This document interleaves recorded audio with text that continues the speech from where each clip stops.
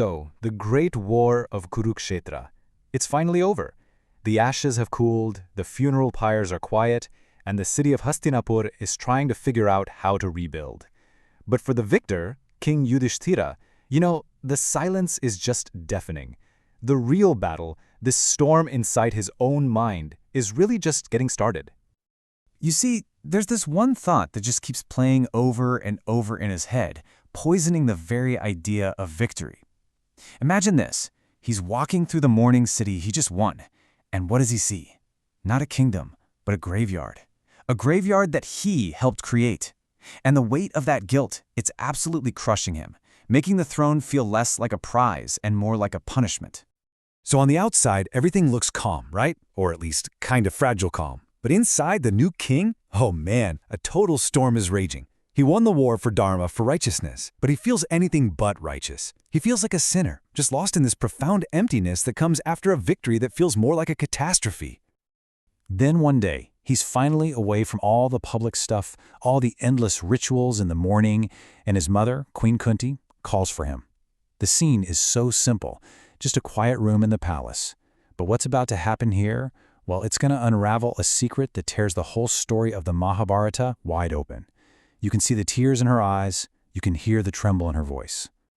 Okay, so this is it. This is the moment where everything just flips on its head.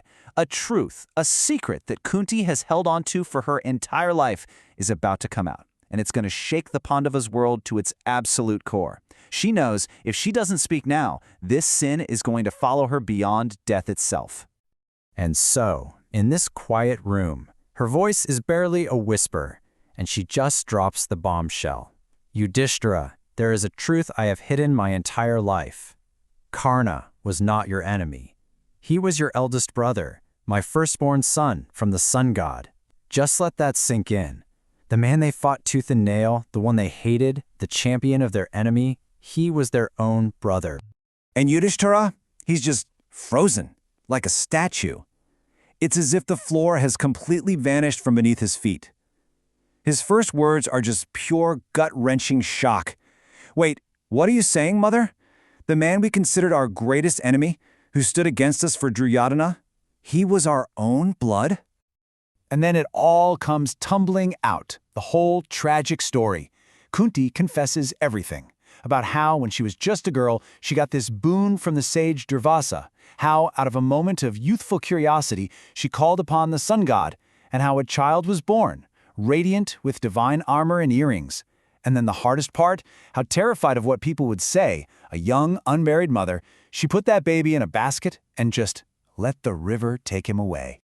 In this one line, man, it just says it all. A whole lifetime of pain and regret, right here. I gave him birth, but I could not be his mother. Think about that.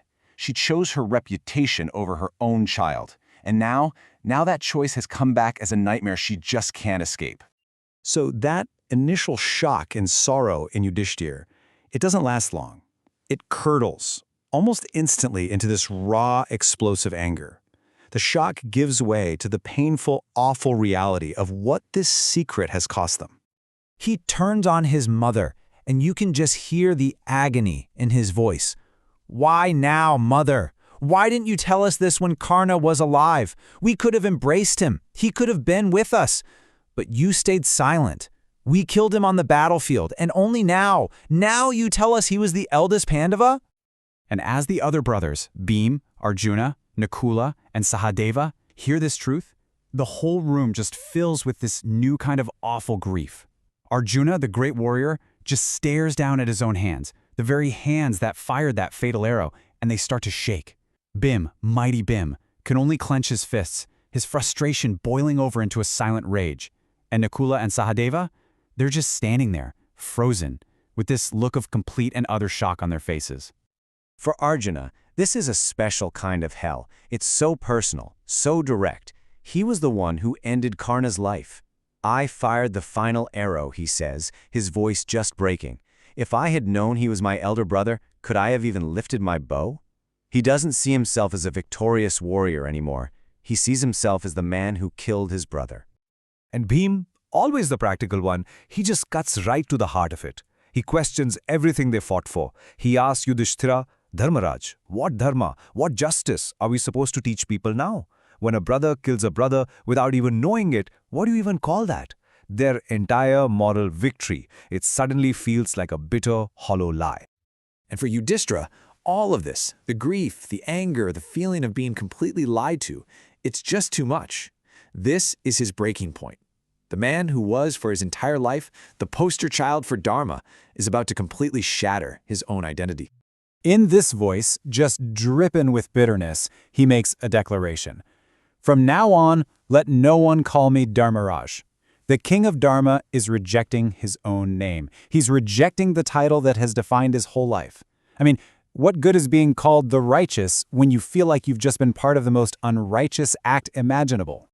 And he goes on, saying, when my own brother was killed before my eyes as an enemy, and I knew nothing, what good is my wisdom of Dharma?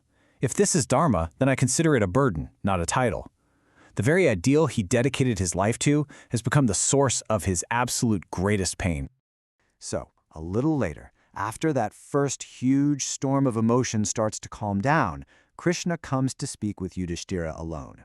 And Krishna, he isn't there to offer simple comfort. Nope, he's there with a dose of some really tough, pragmatic wisdom. Krishna just lays it out there with a really tough question. Even if you had known this secret earlier, what could you have really done? Karna was bound by a lifetime of loyalty and gratitude to Duryodhana. It wouldn't have been easy for him to stand with you. And that is a really hard pill to swallow, isn't it? Sometimes even knowing the truth at the right time might not change a thing, because people were bound by our duties, our promises, our loyalty. And this really gets to the heart of the whole conflict, doesn't it? On one side, you've got Dharma, the ideal. It's clean, it's theoretical, it's black and white, right versus wrong. But then, on the other side, you have Manusha, the messy reality of being human. And that reality is tied up in emotions, personal duties, and loyalties that you just can't break. The truth about Karna's birth, well, it couldn't just magically erase a whole lifetime of experience. So, what's the real cost of a secret kept for too long? Of a truth that comes out way too late? Well, it changes everything that comes after. For Yudhishthira, that throne in Hastinapur is never the same. It's completely tainted. It's no longer a symbol of victory, but a constant, painful reminder of the price they paid. So he doesn't rule like a proud, triumphant king. He rules like a repentant guardian, constantly living in the shadow of the brother whose death put him there. And this is why the Mahabharata is just not a simple story of good guys versus bad guys. Not at all. Every single character is shown to be so beautifully, tragically gray. You can't help but feel for Karna, the enemy. You feel this deep pity for Kunti, whose fears started this whole tragedy. And you feel this mix of respect and, frankly, frustration for Yudhishthira, the righteous king who gets completely broken by this awful truth. And it really makes you think, doesn't it? How often do we make our biggest calls, deciding who's a friend, who's an enemy, based on a story that's missing a key piece of information? How many Karnas might be out there in our own lives, completely misunderstood until it's just too late to do anything about it?